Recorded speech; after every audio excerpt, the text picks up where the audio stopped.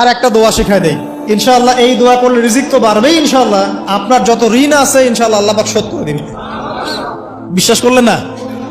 এই দোয়া শিখাই দিচ্ছি, এই জন্য আমাকে হাদিয়া দেওয়া দরকার, স্পেশালি আমাকে এখন হাদিয়া দেওয়া দরকার। এটা গুরুত্বপূর্ণ দোয়া শিখাই দিচ্ছি। আলী রাদিয়াল্লাহু আনহু বলেছেন, কোন ব্যক্তির যদি পাহাড়ের সমানও ঋণ থাকে, এই দোয়া যদি আমল করে আল্লাহ পাক ওই ঋণও শোধ করে দিবেন ইনশাআল্লাহ।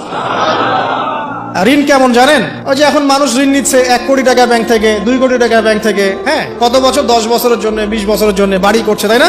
তার ধারণা এমন যে সে মারা গেলে তার ঋণটা কেউ না কেউ শোধ করে দিবেই দিবে, তাই তো? আর আল্লাহর রাসূল কি বলছেন দেখেন, একজন মারা গেছেন, নবী সাল্লাল্লাহু আলাইহি ওয়াসাল্লামের সময় একজন মারা গেছেন। তো নবী করিম সাল্লাল্লাহু আলাইহি ওয়াসাল্লাম বলছেন, এই ব্যক্তির কি কোনো ঋণ আছে? একজন সাহাবী বলেন, হ্যাঁ ইয়া রাসূলুল্লাহ, তো ঋণ আছে। নবীজি বললেন, তোমরা ওর জানাজা পড়ো, আমাকে ডেকো না, তোমরা ওর জানাজা পড়ে নাও, আমি জানাজা পড়তে চাচ্ছি না। আমি এখন কেমন করে আপনাকে বুঝাবো ঋণ কত ভয়ঙ্কর জিনিস? আপনি যে ব্যাংক থেকে 3-4 কোটি টাকার লোন নিয়ে রাখছেন, লাখ লাখ টাকা লোন নিয়ে বসে আছেন, দিব্যি সুখে বসে আছেন, এমন চিন্তায় যে আপনার মৌত হবে না। আর নবী সাল্লাল্লাহু আলাইহি ওয়াসাল্লাম সময়ে একজন মারা যাচ্ছেন, তিনি বলছেন তোমরা জানাজা পড়ে নাও, আমি জানাজা পড়তে চাচ্ছি না। মানে ঋণগ্রস্ত ব্যক্তি জানাজাও তিনি পড়তেন না। তারপরে একজন এসে বললেন, ইয়া রাসূলুল্লাহ, আমি তার ঋণ শোধ করে দিব, তার যা ঋণ আছে আমি শোধ করে দিব। তখন নবী এসে জানাজা পড়লেন সাল্লাল্লাহু আলাইহি ওয়াসাল্লাম। তো আপনার এই কোটি কোটি টাকা ঋণ শোধ করার লোক তো রেডি আছে নাকি? আছে না? সমস্যা নেই, আপনার জানাজা পড়া হবে, আপনার মিলাদও হবে, আপনার একটা বড়সড় দোয়াও হবে ইনশাআল্লাহ। কিন্তু আল্লাহ পাক বলেছেন, শহীদ আল্লাহর পথে যুদ্ধ করে শহীদ হয়েছে, এই ব্যক্তির আত্মাও ঝুলে থাকে যতক্ষণ পর্যন্ত না তার ঋণটা শোধ করা হয়। এবার বলেন আমি কি বুঝাবো আপনাকে? আর কিছু বলতে হবে? তো এখন সেই দোয়া শিখাচ্ছি আপনাদেরকে, যে দোয়া শিখলে আপনারা ঋণ থেকে বাঁচবেন ইনশাআল্লাহ। কত দিবেন বলেন? আচ্ছা, হ্যাঁ, এই তো শুকরিয়া।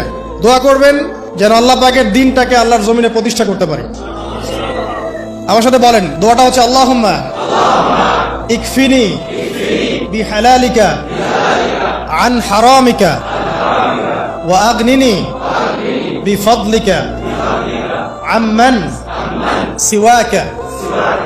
এই দোয়াটা ছোট না, এটা মুখস্থ করবেন, সেজদায় পড়বেন, নামাজের সেজদায় পড়বেন, আত্তাহিয়াতু দরুদ শেষ তারপরে পড়বেন, নামাজ শেষে হাত তুলে করবেন, যখন তখন শেষ রাতটা করবেন, ইনশাআল্লাহ দেখবেন আপনার ঋণ বলতে কিছু থাকবে না ইনশাআল্লাহ। যদি থাকেও, বড় কোনো ঋণ থাকেও, আল্লাহ পাক অন্য কোনো মাধ্যমে এটা শোধ করার ব্যবস্থা করে দিবেন ইনশাআল্লাহ। ইনশাআল্লাহ লালমনিরহাটের 100 একর জায়গায় যত ধান হয়, এতগুলো ধান যদি আপনার আমল নামায় লেখা থাকে, মানে আপনার আমল নামা তাকদিরে আপনার তাকদিরে যদি লেখা থাকে যে আপনি 100 একর জমির ধান খাবেন তারপর মরবেন, আছে না লেখা? একটা দানা কম বেশি হবে?